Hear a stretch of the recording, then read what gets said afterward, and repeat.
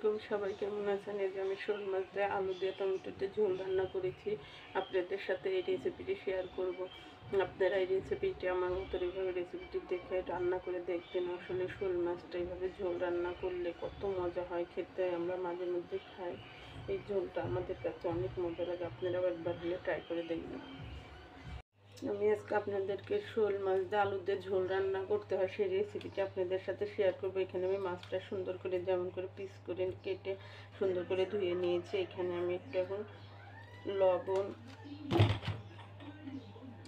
হলুদ, মরিচের গুঁড়া, সাথে একটু আদা রসুন বাটা দিয়ে আমি এটা সুন্দর করে এখন ম্যারিনেট করে রেখে দেবো। এই যে দেখুন আমি সুন্দর করে মাখিয়ে নিয়েছি। এখানে আমি একটু লেবু দিয়ে দেব। এভাবে লেবুটা দিয়ে আমি এটা আধা ঘন্টার মতন উঠে রেখে দেবো, তাহলে মশলাটা আমার এই মাছের মধ্যে ঢুকবে, তাহলে মাছটা রান্না করলে মাছটা খেতে স্বাদ লাগবে। দেখুন মাছটা মাখিয়ে রেখেছিলাম আমি আধা ঘন্টার জন্য। আমি আধা ঘন্টা পর ফিরে আসলাম। এখন চুলায় একটা প্যান বসিয়ে দিয়েছি। প্যানটা গরম হলে এখানে আমি তেল দিয়ে দেবো। এই যে আমার প্যানটা গরম হয়ে গেছে, আমি প্যানের মধ্যে এখন তেলটা দিয়ে দেবো পরিমাণ মতন। এখন এই তেলটার মধ্যে আমি এই যে কতগুলো পেঁয়াজ কেটে নিয়েছি, আমি এই পেঁয়াজ কাটাগুলো দিয়ে দেবো। দিয়ে এটা একটু বাদামি কালার করে দেবো পেঁয়াজটা। এখন পেঁয়াজটা যখন আমি বাদামি কালার হয়ে যাবে তখন আমি এই চামচ দিয়ে 1 চামচ পরিমাণ আদা রসুন বাটা দিয়ে দেবো। আদা রসুন বাটাটা আমি একটু তেলে আদা রসুন বাটা তৈরি করবো। পেঁয়াজের সাথে একটু ভাজা হলে আমি এখান থেকে একটু পানি দিয়ে দেবো। পানি দিয়ে এখানে আমি পরিমাণ মতো লবণটা আমি একটু অল্প করে এখন দেবো, পরে চেক করে দেবো। মাছ মাখানোর সময় লবণ দিয়েছি। এখানে আমি 1/2 চামচ পরিমাণ হলুদের গুঁড়া দেবো, 1/2 চামচ মরিচের গুঁড়া দেবো, 1/2 চামচ ধনের গুঁড়া দিলাম। এখানে আমি কাঁচা জিরা ব্লেন্ডার করে নিয়েছি, এই চামচ দিয়ে 1/4 কাপ পরিমাণ দিয়ে দিলাম কাঁচা জিরার গুঁড়া দিয়ে আমি এইভাবে একটু করে আমি এই মশলাটা এখন কষাতে জন্য অনেকটা ঢাকনা দিয়ে এইভাবে ঢেকে দেব।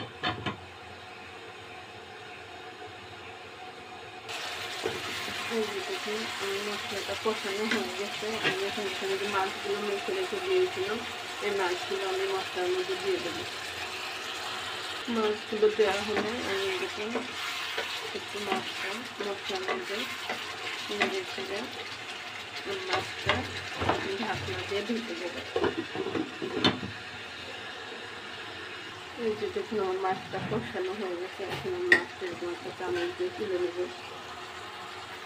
দেখুন মাছগুলো আমি তুলে নিয়েছি। মাছগুলো তুলে নেওয়ার পর এখানে আলু দিয়ে দেবো, সাথে মটরশুঁটি দিয়ে দেবো কয়েকটা। একটু মটরশুঁটিটা আমার খেতে অনেক ভালো লাগে, দেখুন তরকারির সাথে মটরশুঁটিটা দেওয়ার চেষ্টা করি। মটরশুঁটি দিয়ে আমি এটা নেড়ে ছেড়ে ঢেকে দেবো। মটরশুঁটিতে একদম নেড়ে ছেড়ে আমি এখানে কয়েকটা কাঁচামরিচ দিয়ে দিলাম। কাঁচামরিচটা দেওয়ার পর আমি এখানে নেড়ে ছেড়ে এটা আমি ঢাকনা দিয়ে ঢেকে দেবো। আমি আমার মটরশুঁটিটা এইভাবে একটু কষানোর পর আমি এখানে 2 টমেটো কেটে নিয়েছি, টমেটো দিয়ে দেবো। দিয়ে সেটা দিয়ে আমি এটা এইভাবে নেড়ে ছেড়ে আমি এবার এটা ঢেকে দেবো।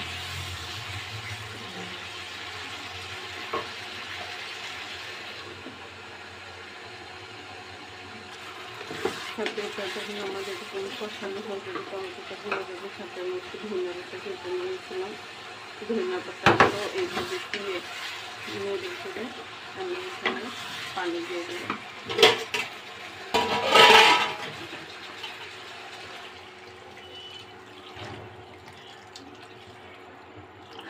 দেখুন আমি পানিটা দিয়ে দিয়েছি। পানিটা দেওয়া হবে না, এটা আমি এখন ঢাকনা দিয়ে ঢেকে দেবো বলক আসার জন্য। পানি বলক আসলে আমি এখানে পরে মাছ দিয়ে দেবো।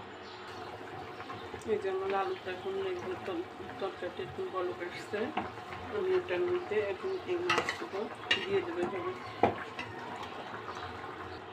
এই যে দেখুন আমি সবগুলো মাছ দিয়ে দিয়েছি। মাছটা দেওয়ার পর এটা আমি আবার ঢাকনা দিয়ে ঢেকে দেবো।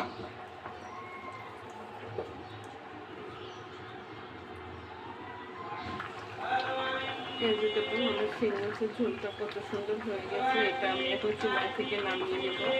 আপনারা এভাবে রান্না করে দেখবেন, রান্না করে মাছটা খেতে কিন্তু অনেক মজা হচ্ছে।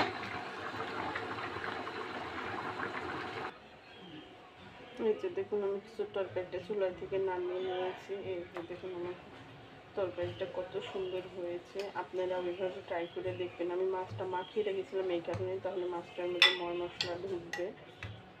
আপনারাও আমার মতন এভাবে ট্রাই করে দেখবেন যে আসলে এভাবে আপনারা যদি মটরশুঁটি খেতে কেউ পছন্দ না করেন দেবেন না। আমি মটরশুঁটি খেতে অনেক পছন্দ করি, এই জন্য মটরশুঁটিটা দিয়েছি আমার মতন। আমার ভিডিওটি যদি আপনাদের ভালো লাগে, দেখেন আমার তরকারিটা কত সুন্দর দেখাচ্ছে, এই তরকারিটা কত সুন্দর রান্না হয়েছে। আমার ভিডিওটি যদি ভালো লাগে আমাকে একটা লাইক দিয়ে আমার চ্যানেলটি সাবস্ক্রাইব করে দেবেন।